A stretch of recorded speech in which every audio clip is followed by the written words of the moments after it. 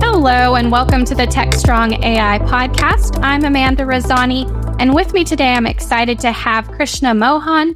He is the Deputy Head of TCS AI Cloud Business Unit. How are you doing today? Doing great, Amanda. Thank you for having me. Looking forward to a very interactive session on AI and its impact. Yes, happy to have you on our show. And with that, we're going to be talking about a survey recently conducted by Tata Consultancy Services of 1,300 CEOs and other senior executives across 12 industries. And it shows that 8 out of 10, 86% of senior business leaders have already deployed AI to enhance existing revenue streams or create new ones. But I'd like you to share a little bit more details about this survey and the impact that it has on business leaders. Yeah, sure, Amanda. So recently, TCS has actually released the TCS AI for Business study, what we titled as From Potential to Performance by Design. As you rightly captured, more than 1,300 execs, CEOs, and the P&L owners for large customers across the 12 industries, 24 countries we have, did this survey. And I think one thing I want to call out before going into the details of the survey is also the timing of the survey. We all know AI, and especially with the generative AI, really caught the imagination of the whole world. But we didn't want to do the survey right up front, being a consulting and services provider. We said, let's actually wait until the hype cycle slightly comes down a bit and capture the experiential views of our, senior execs of the industries that we serve. I think that kind of provided a balanced view, if you will. There is a lot of excitement in the long-term potential of generative AI and its impact. As you rightly said, 8 out of 10 felt the long-term view is to really improve business models, business KPIs, and business outcomes. That's the real power of AI. But also, it's balanced by a lot of adoption challenges, if you will. While a lot of people have started, but they want to look at how to scale it. There are also need, only 17%, I think, have felt there is enough KPIs, but a lot of the people felt there is not enough KPIs to measure the outcomes through AI impact yet. And almost some 50% of people also felt that there has to be a global, regulatory framework to really take out any biases and for whatever is required to ground. But I think it's a very experiential view. And it kind of resonates not only with these 1,300 plus customers, even the folks who have not participated very well. So it's very well taken that way. I think that was very wise to wait until the hype died down and get a better, more practical, experienced view from business leaders. And this is an issue that many business leaders state is the return on investment and really understanding if it's doing its job correctly when they harness this AI technology. So what are some things that you're hearing from companies and business leaders as far as how do they solve this issue? Do you have any tips or advice? Yeah, again, let me talk from the experience. A very, very good question. ROI is definitely a parameter, but not only the parameter, right? So because we're still in exploration phase, or I probably at the fag end of the exploration phase, I would say. And we are seeing slowly, it's getting into production because the customers that we serve, which are Fortune 2000, for example, one of the Wall Street customer I was talking, and his problem is a financial services customer basically said, you know what, I have 4,000 use cases. So we formed an Gen AI committee and let each of our lines of businesses given them the freedom to go ahead and explore. And we didn't want to definitely control from central, committee or a central unit, but we asked each LOB to explore. Now we have a problem of plenty. We have 4,000 use cases. Now all I can probably take to production is, maybe 5% of them or 10% of the use cases. So that itself is 40, right? If it's even 1%, I think it's, very less. But a 10% is 400, 5% is 200. Can I actually scale it? So the approach that we have seen few people and few organizations take on ROI is, let me not look at each use case and each implementation for an LOB and ask for what the ROI. Can I, as a line of business, try out 10 use cases, shortlist, and at a set of these 10, can I create a value, business value? So I think that freedom, again, this is not the success model as such. This is one of the model that I could immediately recall. But the good news is, though, the entire industry is trying to bring down the cost of generative AI. You have seen Google Gemini Pro increase the maximum token size. Therefore, you can actually kind of use a larger set of data for LLMs, either to train or to actually have them act on it. Of course, NVIDIA and others continue to drive down the cost of GPU. So there is a lot that is actually happening to bring down the cost. But an ROI perspective, I believe the customers are moving from what I call is use case to value case. They really want to see what the value it delivers. Savings is definitely a portion of it.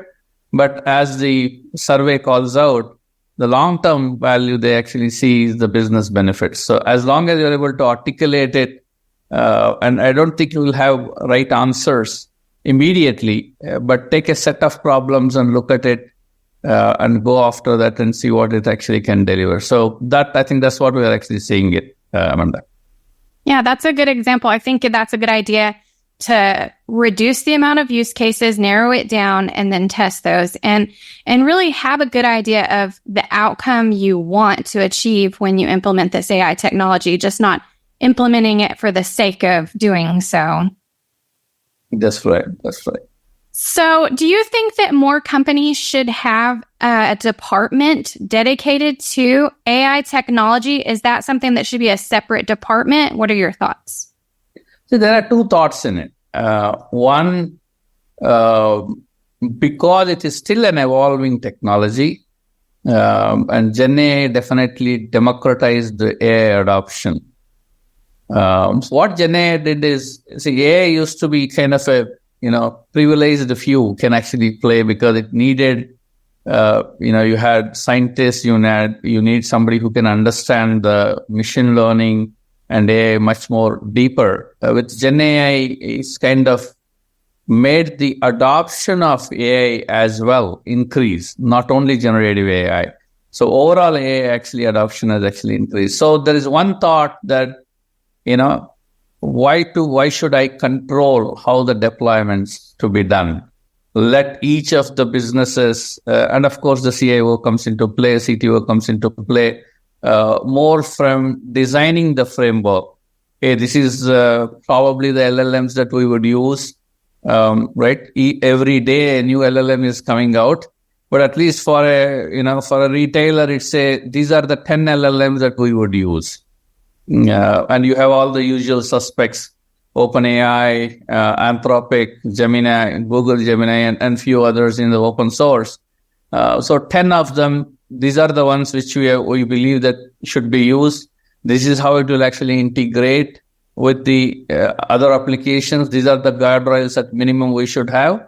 That's where I see the role of centralized units. But the experimentation itself, they are letting the regular LOBs or business unit try out.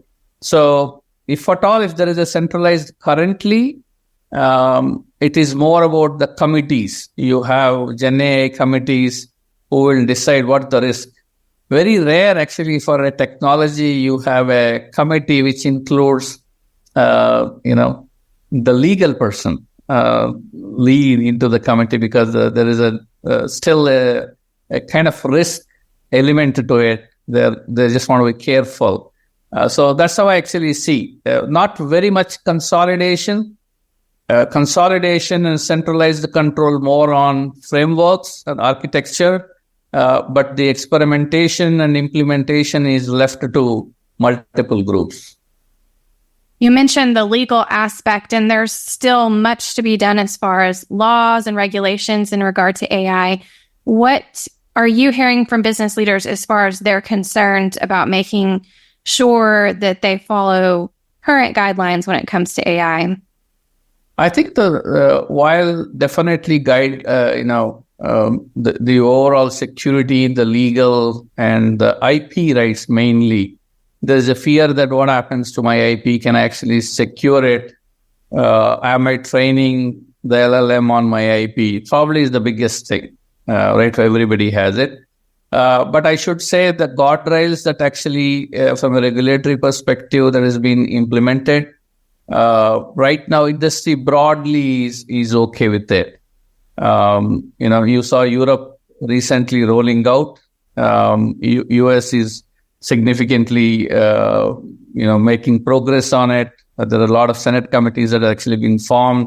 We are also actively contributing to those, regulatory things. So broadly, I would actually say the entire, market, the OEMs, the governments, the industry, the academia, all are coming together to define it. And whatever is right now there, it's decent, I would actually say.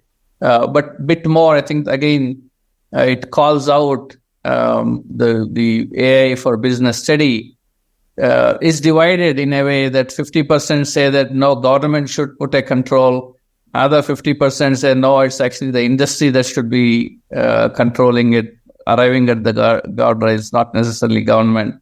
But I think the answer is somewhere it's all combined, and that's the effort that we actually see. And there are, for example, Microsoft has implemented in OpenAI, you can choose not to have your data go to an LLM, right? So those controls are already started coming up. Few of the LLM providers are saying, to an extent, I'll kind of underwrite you that this will not go to the public. And we are seeing that adoption. Large companies, whoever wants to build their own LLMs, they are actually implementing these LLMs in their own data centers with their own data. They're ensuring nothing goes out to the public, outside at all, to the internet or not their data is not used to train the LLMs, if you will. So it's an evolving space in the right direction, everybody coming together. That's how I see it. Absolutely. Now, are you still hearing from business leaders that there's a skills gap when it comes to the AI technology? And how would you best address this skills gap? Would it be through some sort of education or training within companies? How can they find the talent that they need? I think skills gap is real. So not many people, probably 5% of their overall team ever got trained or competent on AI machine learning so far. Now with generative AI, and we are actually looking at these implementations in reimagining the IT services, reimagining the business process services like finance, HR, right? And on the business side itself, for example, claims reimagination is happening. Regulatory drug development is actually happening. Regulatory filing is happening. So given that Gen AI is all pervasive, so now the need to train everybody on what it is, because the role of the person who is doing the work is going to change. So it's not only that you need to get trained on these LLMs and the models, but also about how to implement it, how it changes, the change management, the processes, everything actually is going to change. So that is definitely currently, we definitely see that as a problem, and it is a challenge. And I mean, companies like us, TCS, so we have ourselves, we trained half of our 600,000 on Gen AI ready. So we are there to help. But again, it's not that one time you train, these things are really evolving. So there's a continuum of training is definitely there. And I think it will take, some time for everybody to be comfortable with it. This is just, maybe I'm repeating myself, it's an evolving space. Therefore, we need to look out for another 18 months of how this thing evolves and continuously train people. Yes, I think everyone would definitely agree this technology has advanced rapidly since coming on the market a couple of years ago.